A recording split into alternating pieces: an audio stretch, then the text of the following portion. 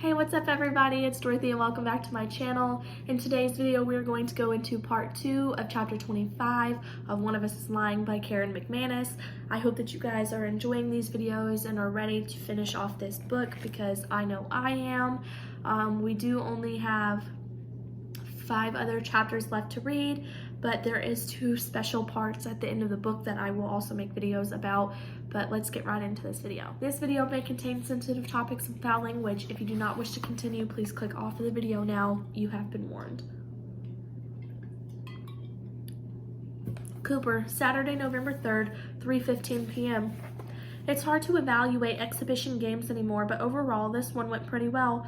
My fastball hit 94, I struck out the side twice, and only a few guys heckled me from the stands. They were wearing tutus and baseball caps, though, so they stood out a little more than your average gay basher before security escorted them out. A couple of college scouts showed up, and the guy from Cal State even bothered to talk to me afterward. Coach Ruffalo started hearing from teams again, but it strikes me as more of a PR play than genuine interest.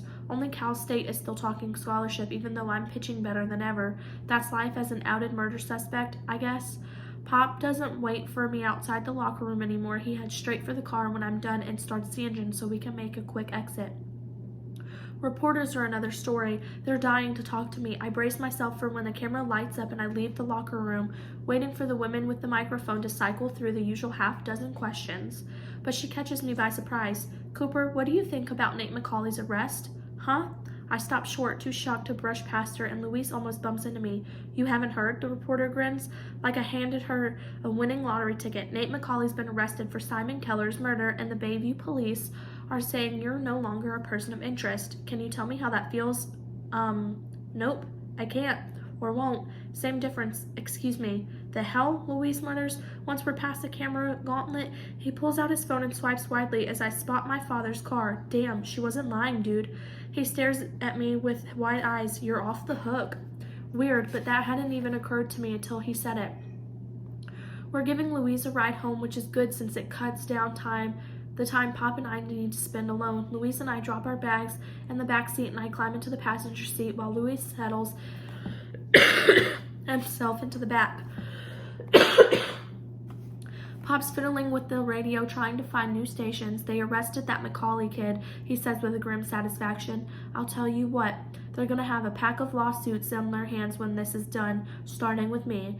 He slides his eyes to my left as I sit. Pop's new thing. He looks near me. He hasn't met my eyes once since I told him about Chris. Well, you had to figure it was Nate, Louis says calmly. Throws Nate right under the bus like he hadn't been sitting with a guy at lunch all last week. I don't know what to think. If I had this to point a finger at someone when this all started, it would have been Nate. Even though he acted genuinely desperate when he was searching for Simon's EpiPen, he was the person I knew the least, and he was already a criminal. So it wasn't much of a stretch. But when the entire Bayview High cafeteria was ready to take me down like a pack of hyenas, Nate was the only person who said anything. I never thanked him, but I never thought a lot about how much worse school would have gotten if he'd brushed past me and let things snowball. My phone's filled with text messages, but only the ones I care about seeing are a string from Chris. Other than that, a quick visit to warn Chris about the police and apologize for the oncoming media onslaught. I've barely seen him in the past couple of weeks, even though people know about us. We haven't had a chance to be normal. I'm still not sure what that would even look like. I wish I could find out. OMG, saw the news. This is good, right? Call when you can. I text him back while half listening to Pop and Louise talk. After we drop Louise off, silence settles between me and my father, dense as fog. I'm the first to break. So, how'd I do? Good, looked good.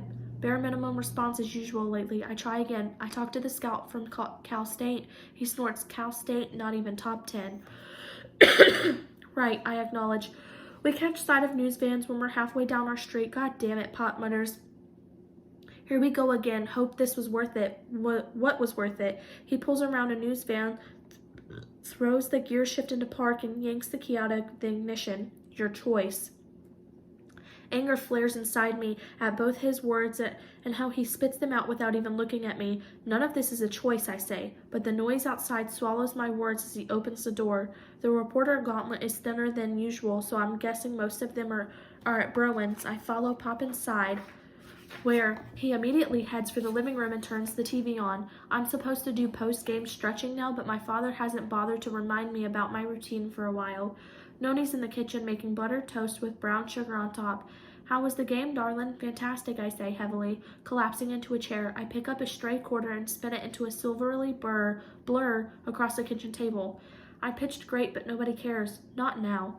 She sits across from me with her toast and offers me a slice, but I push it back toward her. Give it time. Do you remember what I told you in the hospital? I shake my head. Things will get worse before they get better. Well, they surely did get worse, and now there's nowhere to go but up. She takes a bite, and I keep spinning the quarter until she swallows. You should bring that boy of yours by sometime for dinner, Cooper. It's about time we met him. I tried to picture my father making conversation with Chris over chicken casserole. Pop would hate that. Well, he'll have to get used to it, won't he? Before I can answer her, my phone buzzes with a text from a number I don't recognize. It's Browen. I got your number from Addie. Can I call you? Sure. My phone rings within seconds. Hi, Cooper. You've heard about Nate? Yeah, I'm not sure what else to say, but Browen doesn't give me a chance. I'm trying to set up a meeting with Nate's mom and Eli Kleinfetter from Until Proven. I'm hoping he'll take Nate's case.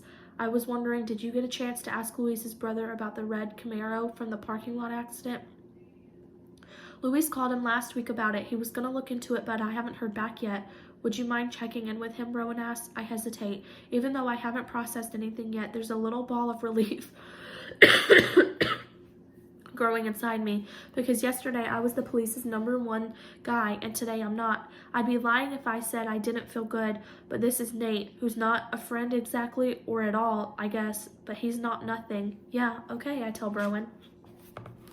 That is the end of chapter 25. I will see you guys in the next video. Bye.